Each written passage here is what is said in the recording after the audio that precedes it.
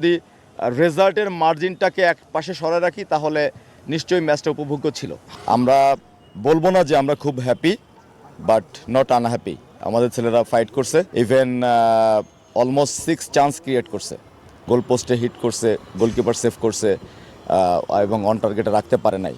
So আমরা এটাকে positive হিসেবে নিচ্ছি। ছেলেরা একদম আনটিল 90 মিনিটস একই রিদমে ফাইট করছে, কিছু একটা করার চেষ্টা করছে সবসময়। এবং সব থেকে ভালো বিষয় সেটা হচ্ছে আমাদের যে 4 জন প্রবাসী বাংলাদেশি প্লেয়ার আছে টিমের সাথে যুক্ত হয়েছে, তারা মাত্র একদিন ট্রেনিং করছে। আমাদের এক্সপেকটেশনের থেকে দ্রুত তারা দলের সঙ্গে মানিয়ে নিয়েছে, আমরা সেটা পারফরমেন্সে মাঠে দেখতে পেয়েছি। এবং তারা একটা দল হিসেবে খেলার যা যা দরকার সব কিছুই তারা চেষ্টা করেছে।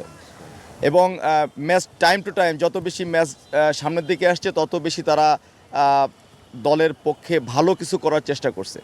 সো আমরা হ্যাপি যে 90 মিনিটস পর্যন্ত আমাদের ছেলেরা ফাইট করছে একই রিদমে। আমরা